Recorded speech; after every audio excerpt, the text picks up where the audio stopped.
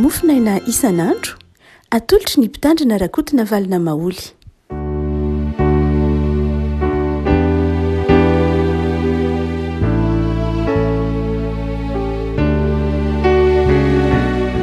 Faly mirahaba-tsika ry afaka malala tratra ity zoma fa 20 ny volana oktobra ity. Ny mofinaina voalahatra ho antsika dia ny lioka toko faharoa. Lioka toko faharoa andininy fahenina amby telopolo ka hatramin'ny andininy fahavalo amby telopolo. Lioka toko faharoa andininy fahenina amby telopolo ka hatramin'ny andininy fahavalo amby telopolo. Vakitsika aminaran'i Jesosy. Ary nisy mpaminany vavy anankiray dia Ana zanakavavy ny Fanoela avy tamin'ny fireneny Asera. Efa antom-panahy tokoa izy rehefa nitoetra tamin'ny vadiny 7 taona tao aoriana hafirijiny azy. Rehefa mpitondra tena tokony 420 taona ary tsy niala teo an-kianjan'ny Diboly izy fa nanompo tamin'ny fifadikanana sy ny fivavahana andro aman'alina. Ary no niditra tamin'ny izanora izany izy dia nisaotra an'Andriamanitra ka nilaza azy tamin'izay rehetra ny andro fanavotana tao Jerosalema. Ray masina manamasinana ny fahamarinana dia aminao ny fahamarinana. Amen. Ny lioka toko faharoa ary avako dia miresaka momba ny nitondrana an'i Jesosy tao amin'ny Diboly tao Jerosalema mba atolotra fomba fanao teo amin'ny Jiosy ny hoe rehefa teraka havalona ny zaza dia entina any amin'ny Diboly ary forana araka ny hitantsika manomboka tany tantaran'i Abrahama izy io Genesis toko 7:20 hoe rehefa feno 7 taona ny zazalahy dia foraina izy entina ao amin'ny Diboly izy ary dia anaovana ny fomba tahaka ny nataon'ireo izay rehetra talohan'ny Josefa sy Maria azy. Dia noentina atao koa Jesosy totron'ny reniny sy ny ray aman-dreniny zany ary fomba fanao ny mitondra fanatitra fanaon'ny fahatsorana rehetra ray aman-drenin'ny Jesosy dia tsy nanana fa tsy dromoina roa ny nasanam-bory mailala roa no nanaovana sorona azy. Misy zavatra betsaka azo resahana manokana momba an'ireto ataontsika hoe dromoina roa nasanam-bory mailala roa reto fa andeha resahantsika amin'ny fotoana manaraka hoe nahoana moa no sanam-bory mailala roa na dromoina roa tsy nahoana no anankiroa sy ny tahaka izany fa andehantsika iresaka manokana ny mofinaina voalahatra ity hoe rehefa noentina tao amin'ny Diboly Jesosy dia nisy vavolombelona anankiroa nilaza nananeo naresy lahatra ny mahazanak'Andriamanitra an'i Jesosy. Zaza eny an-tanan'i Jesosy mbola trotrona no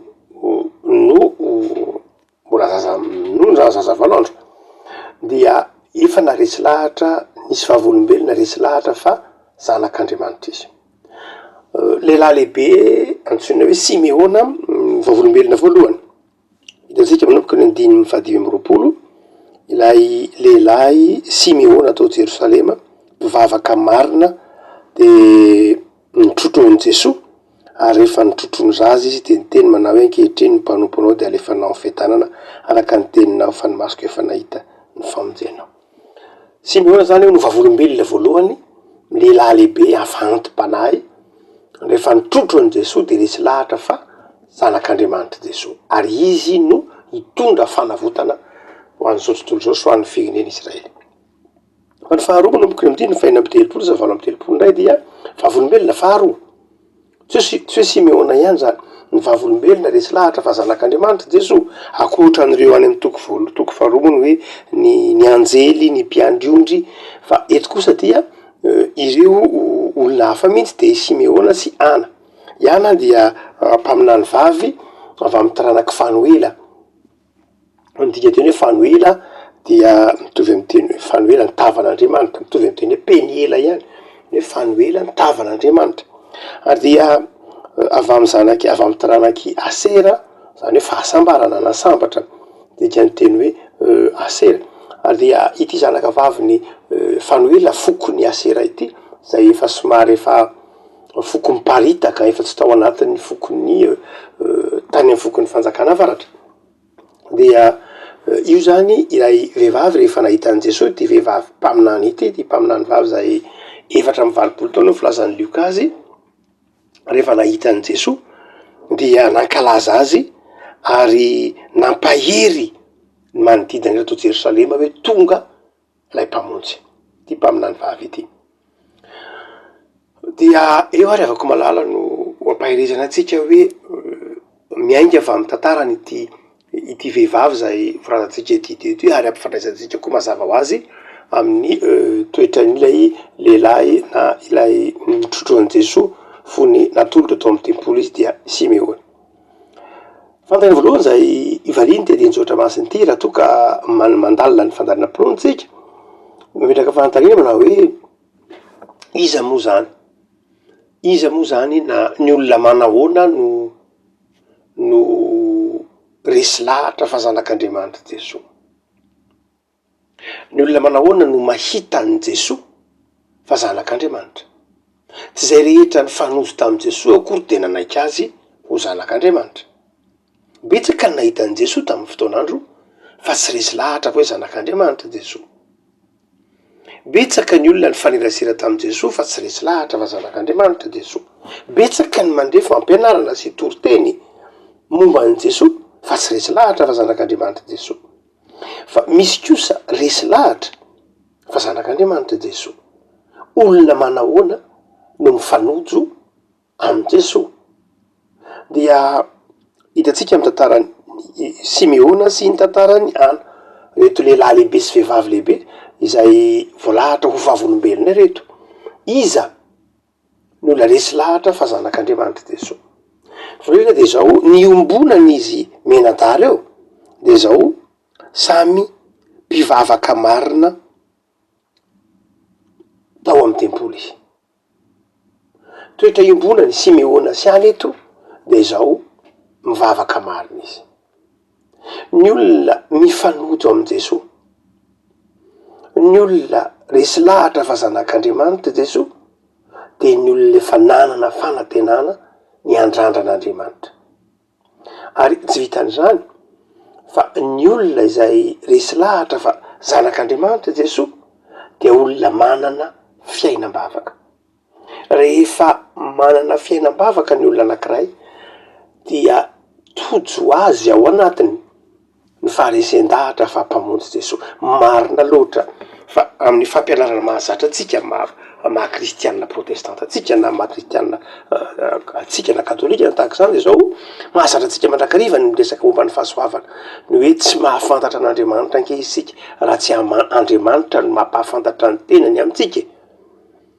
Tsy ny herintsika mihitsy no ahafahantsika mamantatra an'Andriamanitra fa Andriamanitra no efa nanatona atsika. Tsy afaka mirehareona atrehan'Andriamanitra isika ho mahafantatra an'Andriamanitra raha tsy Andriamanitra no efa nanambara ny tenany tamintsika. Mazava ho azy Andriamanitra no mampahafantatra amintsika ny famindram-pony sy ny famelan-kelo. Zay vo afaka manatona sy mahafantatra an'Andriamanitra isika. Kanefa kosa eto de zao mpivavaka marina no resy lahatra fa ten'Andriamanitra Jesoa, mpamonjy Jesoa, zanak'Andriamanitra Jesoa.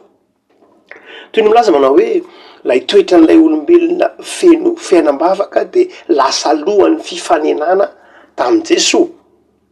Tsy manafoana ny fahasoavana mihitsy ny dikan'izany. Fa ny dikan'izany de zao manao hoe io le manamarina ny tenin'ny Tompo manao hoe izay manana de mbola omena be izy. Olona nanana fiainam-bavaka Iana ary nanana fiainam-bavaka Simeona de mazava ho azy rehefa nanana fiainam-bavaka Iana, nanana fiainam-bavaka Simeona de mora mihitsy na ny marimarina kokoa noho ny faminam-pon'Andriamanitra de niaona tamin'i Jesoa izy. Ary io le avako malala ny olona mangetaeta, ny olona mangetaeta ary ny olona mitady an'Andriamanitra de tsy mba hanafenan'Andriamanitra ny tavany. Io moa toritenin'ny Jesaia mpaminany mandrakariva, toritenin'ny mpaminany rehetra moa hoe mitadiava ny Jehova teny mbola hita izy. Mitadiava ny Jehova teny mbola hita izy. Zany hoe mandrakariva Andriamanitra ho an'izay rehetra mangetaeta azy, ho an'izay rehetra mitady ny tavan'Andriamanitra. De Andriamanitra tsy mihery. Andriamanitra maneho ny maha-Andriamanitra azy am'izay rehetra tia sy miaina amin'ny vavaka. niary ary tamin'ny Simeona sy Ana ny mahazanak'Andriamanitra an' Jesosy satria olona tamana tao amin'ny tempoly izy, ny ainany tao amin'ny tempoly izy. Mampieritreritra indraindray mandre fanakiana ndray fanakianana ve zany nandray mandre fanakiana manao hoe za miangona fa tsy mahita an'Andriamanitra mihitsy aho am-piangonana, na ndraindray manao hoe za miangona fa ohatrany toa tsy maharay ninina mihitsy aho am-piangonana, na za miangona fa ndraindray tsy azoko raha le am-piangonana. Ary ndraindray aza mety ho mahita pino ianao na kristiana manao hoe tena za miangona fa ohatrany tsy azo, ohatrany tsy mahazo empanazany mihitsy aho am'ilay fiangonana fa ohatrany to hitady am-panahy amy toerakafa mihitsy aho. Ary ndraindray mety ho mahita tsiny aza ao anatin'ny fiangonana, mety mahita tsiny to ohatrany mangatsiatsiky zany fiangonana ro zany, to ohatrany ariny, to ohatrany misy hafanana, eto de ahitsy ny lioka tsara mihitsy. Fa ny fifanenanao amin'ny tompo, marina fa ny tompo no manatona anao, fa misy koa toe-panahinao vonona iainao an'Andriamanitra tahaka ny Ana sy miona amin'Andriamanitra ianao, fa misy fahavononana koa andrasan'Andriamanitra am'izay olona tena mangetaheta azy marina tokoa. Ndraindray mantsy mora ny mametsiny manao hoe ka ndraindray nge makany am-piangonana to raha fotsiny betsaka lava loatra ny fotoana nandray ohatra mikenikena be resaka mitabataba ny ankizy sy ny sisa rehetra, aleoko tsy miangona fa ohatrany lany fotoana mangatsika tsy miona amin'Andriamanitra koa raha ohatrany tsisy empanahy, de tokony eritreritra ianao fa tsy de miankina loatra am'izany ko, tsy voatery hiankina loatra am'izany tsy voatery tena hiankina am'izany mihitsy, fa tena miankina amin'ny fiainam-panahinao mihitsy mionanao am' Jesosy. Jereo tsara fa Iana sy Simeona de tena nanana toe-panahy, fiainam-ba afaka zany hoe tena nana-tena ary niandry an' Jesosy tao amin'ny tempoly. Noho zany zava-dehibe ny fahavononana miangona, tena vonona hiangona tokoa ve mandeha miangona ve, mba miomana ve mandeha miangona, mba mangetaheta ve mandeha miangona, mba mivavaka ve mandeha miangona tahaka ny Simeona na ry Ana eto manao hoe za tompo mangetaheta mba te hiona aminao. Fa rehefa nigadona avy any Jesosy zaza 7 andro de hain'izy mena-tany nanavaka azy hoe tena hito le zanak'Andriamanitra. Nahoana ny nafahana nanavaka an'izany? Ainy nanavaka an'izany? Satria le fiainam-panahiny efa nifantoka tamin'Andriamanitra de niona tamin'i Jesosy izy, de niona tamin'Andriamanitra izy. No zany de zao zava-dehibe mihitsy ny fiomanam-panahy alohan'ny hiangonana miangona. Zava-dehibe ny hoe rehefa andeha hiangona alohan'ny ainga andeha hiangona ianao dia mba tsy hahatonga anao atsiary hoe tohatrany tsisy empanahy izy zany, sao de ianao mihitsy ny sanatrin'ny rany tsy manana empanahy, tsy niomana ka manjary mitsara ny manodidina anao manao hoe tsisy empanahy ao aminareo, tsisy empanahy ao am-piangonana, tsisy empanahy tahak'izao, sao de isika no tsy ampy fiomanana tahaka ny Simeona na tsy ampy fiomanana tahaka ny Ana ka malaky mora mitsara. Fa raha toa ka tena ampy fiomanana tahaka ny Ana na ampy fiomanana tahaka ny Simeona isika de miona am' Jesosy. Zava-dehibe ny avako ny fiomanana, ny fiomanam-panahy. Zava-dehibe ny fiomanam-panahy amin'ny fotoana milohan'ny angonana. Ary io tsy mialohan'ny angonana ihany fa mialohan'ny andraisana fanazan'ny tompo, mialohan'ny anatanterahana fampona mba hiaonanao amin'ny tompo. Ary io efa nafarana tompo ohatrany boky ny Amosa-paminany keo hoe miomany ianao hiona amin'Andriamanitra ao. Zany hoe rehefa hiona amin'Andriamanitra ianao de miomany ianao fa hiona amin'Andriamanitra. Fomana ahoana no entinao miona amin'Andriamanitra? Fahavononana manahoana hoy ny filazany Lukas manao hoe ity vehivavy ity 420 taona de nanompo an'Andriamanitra isan'andro tamin'ny fivavahana sy ny fifadikana de niona tamin'i Jesosy izy. Ary sika manahoana rehefa andray ny finazan'ny tompo? Isika manahoana rehefa andeha hiangona? Tsy hoe any am-piangonana akory vao eritreritra hiaona amin'Andriamanitra, fa miloha nionana amin'Andriamanitra any am-piangonana de efa miomana mpanahy hoe tompo andeha hideran'Andriamanitra, andeha hideranao de andeha hiomana ampio mba ho fifaliana ataovy miona aminao any an-tranonao Fa ny faharoavako malala zay aseho an'lio keto amin'ny tantara amin'any hoe amin'ny tantara zay maneho fa vavolombelona nanatry maso ny mahazanak'Andriamanitra an'i Jesosy Simeona sy Ana. Fa ny faharoa de zao zava-dehibe aseho andeha ity manao hoe iza koa no vavolombelona? toetra de hoe iza koa ary zany vavolombelona izany satria i Simeony eto de vavolombelona de ny teny manao hoe ary mazava ny fijony vavolombelona ny teny manao hoe ny masoko efa nahita ny famonjenao andininy fa telopolo ary iana amy andininy valo amy telopolo de ny saotra an'Andriamanitra ka nilaza an' Jesoa tam'izay rehetra ny andra ny fanavotana tao Jerosalema. Inona ny toetra ny atao hoe vavolombelona na ninona ny tonga vavolombelona nitory an' Jesoa iana Simeona tsy hoe satria niona tam' Jesoa ihany izy zay io fa satria mihitsy koa tena nanana ny fanahy masina sy ny fahamasinam-piainana izy tsy de hoe kisendrasendra kory ny mariky ny fanamariana ataony lioky eto ny teny manao hoe andininy 25 ary marina sady mpivavaka tsara zany lehilahy zany ka niandry ny fampionona ny Israely ary ny fanahy masina de tao aminy zay ny toetra ny Simeona ka nahatonga azy niona tamy tompo ary nahatonga azy faharoa ho vavolombelon'ny tompo fa iana ndray de ondray ny filazan'ny lioka azy izy dia vehivavy mpaminany vavy anankiray ary fanana fito taona no nitoerany tamin'ny vadiny zany hoe tsara fitondratena izy virjiny izy virjiny izy ny nanambady zay ny dikany teny lioka hoe nitoera tamin'ny vadiny fito taona virjiny izy de nanambady ny vadiny fito taona izy de fito taona ny vadina iana sy ny vadiny zany de maty ny vadiny iana dia 420 taona dia mbola mpitondratena izy zany hoe olona tsara fitondratena ny toeran'ny fanahy masina ny olona afaka mijoro vavolombelona de ny olona efa niona tamy Jesoa aloha nandray an' Jesoa olona manana fiainam-panahy zany efa nanana fanantenana nanana etaetany aona amin'Andriamanitra fa izao olona nandray sy niona tamy Jesoa tahaka nionany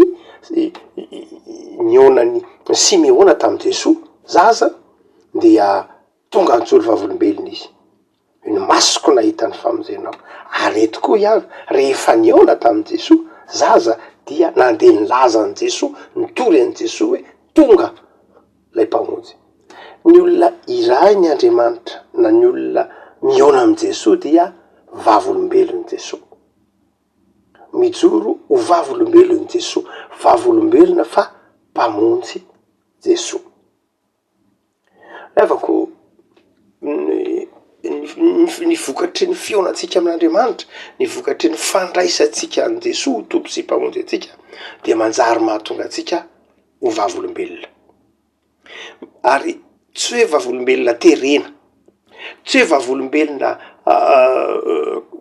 karamaina koa ara sanatria tsy hoe vavolombelona amy tahotra fa vavolombelona teren'ny fitiavana io le ambaran'i Paoly manao hoe fa ny fitiavan'i Kristy angeny no manery anay ary eto dia iana dia tsapany fa be de be ny olona ny andry be de be ny olona mangetaeta be de be ny olona te miandry an'ilay famonjena dia vehivavy lehibe 420 taona nandeha nilaza an' Jesoa de avako asa manahoana isika mino fa vitsy amitsika ny 420 taona nefa efa nandray an' Jesoa de te hitaon'ny tompo manao hoe mandehana mba mijoro vavolombelona eto ara olon-dehibe 420 taona teren'ny fitiavana an'Andriamanitra sy teren'ny fitiavana ny hafa mbola mandeha mijoro vavolombelona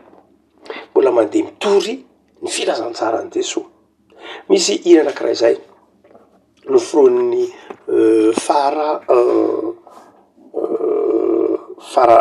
Ramamonjy Farandriamamonjy dia io hira zay noforonin'ny Farandriamamonjy io dia le maka teny manao hoe ndray andro any aho izy rehefa mifaneraserantentsika mifaneraserantentsika niaraka tenysika ny fanojo tenysika mpinamana tenysika niara-nianatsika mifaneraseritsika nefa de zao tsy mba nampahafantarinao akory Jesoa zany hoe tsy mba nijoro vavolombelona tamiko ianao ary satria tsy nijoro vavolombelona tamiko ianao de very a very a satria tsy hoe nandray a very a tsy hoe satria tsy nino a fa very a satria tsy mba niteny tamiko mihitsy ianao hoe Jesoa fiainana. Marina fa mety ho fihetsepo na artista ihany zany na kristianina fa na izany ary avako malala fihetsepo mamperitreritra atsika zay moa dikany hoe tonkiry fahatakarana an'Andriamanitra fahatakarana ny olona n'Andriamanitra zany de zao famperitreritra mamperitreritra anao zany fahatakarany mpanompon'Andriamanitra anankiray ankiry zany manao hoe moa ve ny olona mifanerasera taminao rehetra na ataovy hoe ny olona akaiky anao moa ve voalazanao taminy Jesoa sao de voalazanao taminy daholo ny vaovao rehetra eto amboniny tany voalazanao taminy daholo ny karazana lamaody rehetra mety ho voalazanao taminy daholo ny karazana fiarakodia tsara mety ho voalazanao taminy daholo ny karazana sakafo mety mety ho voalazanao daholo ny karazana fomba fiaina ny fahalalam-pomba mety miresaka politika ianareo mety miresaka ekonomika ianareo mety miresaka olana ara-piarahamonina ianareo fa sao de mbola tsy niresaka an' Jesoa kosa ianareo ary rehefa tsy niresaka an' Jesoa de zao mety ho velo le namanao sao de velo le namanao tena tianao fa le zavatra tsara indrindra tokony natolotra ho azy nampahafatarinao azy de tsy vitanao nampahafantatra azy a Jesoa zay dika le tonkiry ary eto rehefa ko malala de mampiritreritra atsika ihany vehivavy lehibe efatra amby 20 taona ny andrandra ny famonjena ho avy ny andro tsy maintsy ho avy ny andro izay ahatanterahany tenin'Andriamanitra hoe hamonjy izao tontolo zao izy de misy olona maro tao Jerosalema ny andrandrany zany ary de nisy mpaminany vavy anankiray efa ela be tsy nisy mpaminany talohany ihany talohan'izao filanjaraky ny liko sao de ela be tsy nisy mpaminany de io fa nisy mpaminany iala zany ny mpaminany farany io dia mitondra nampafantatra an' Jesoa rehefa ko malala zao mofinainy zao de manentana anao mba anao zava-dehibe ny fijoroana vavolombelona inona moa le fijoroana vavolombelona le fampahafantarana nge fa inona ny maha kristianina anao nangoana ianao ny kristianina fampahafantaranao manodidina anao fa tsy mampamenatra anao ny maha kristianina anao fampahafantaranao manodidina anao fa tsara Jesoa tsara Andriamanitra mety manana fitsarana hafahafa ndraindray amin'ny fiainana kristianina ny fiarahamonina na ny namana de mahatonga atsika menatra zany fa zao rehefa ko malala ny herin'ny fanahy masina tahaka ny tarehiny Simeona no ahafahantsika mijoro vavolombelona mangataha amin'Andriamanitra hoe tompo mba meherim-panahy mba afaka hiresaka amin'ny namako amin'ny mpiarabelona amiko ny fahatsaranao tsy hoe adidy amin'Andriamanitra ihany zany fa adidy amin'ny tenanao sy adidy amin'ny mpiarabelona aminao ny tompony rehefa ko malala ampahery anao mba ho vavolombelon'ny tompo ho vavolombelon'ny tenin'Andriamanitra ary ho vavolombelon'ny Jesoa ianao amin'ny fiainanao isan'andro ivavaka sika tompo ozoranao zay fa ny etaetanay ny fiomanam-panahynay de zava-dehibe eo aminao tsy amin'ny fahazarana akory no ionanay aminao fa amin'ny fahatsapana fa mangetaetanao ny fanahinay ary Andriamanitra tsy manafina ny tavanao amin'ny mpanomponao ianao tsy mandroka ny mpanomponao akatezerana fa Andriamanitra mamindra foary miseho am'izay rehetra manatrika am'izay rehetra mitady ianao sy mangetaetanao tompo ataovy mahitanao amin'ny finoany zahay ataovy mahatakatra ny fahasoavanao amin'ny finoany zahay zahay izay miandry ianao zahay izay manan-tenanao zahay izay mino fa ao aminao ny fiainana mivavaka izay tompo ampahireziko mba ho vavolombelonao izay efa nantsoinao no amasininao de ataovy vavolombelonao fa efa niona taminao Jesoa mivavaka azy zahay tompo aza velanao tehirizo mba tsy ho alaina amin'ny fanomponanao tehirizo mba hafana fo tehirizo mba tsy hanompo amin'ny fahazarana tehirizo koa mba ahavita hijory vavolombelonao ampahafantatra amin'ny mpiarabelona aminay ampahafantatra amin'ny namanay fa tsara ianao ao aminao misy ny fiainana jereo ny zanakay jereo ny namanay jereo ny fianakavianay ataovy feno fahamasinanao ary aza vela raha tsy mitodika aminao jereo ny tanindrazanay manampianao ny isa-tokantrano ao reo manana olana ao reo manana zavatsarotra ao reo manana fahasahiranana indrindra mivavaka ho an'ireo marary zay miandrandranao, mpamonjy ianao, mampahireza ireo tsy salama sy trano izy ireo. Ataovy mahatoky fa Andriamanitra fitiavana ianao, de mametraka ny fiainana tsiray avy ampilatananao zay, i Jesosy Kristy mpamonjy anay. Amen.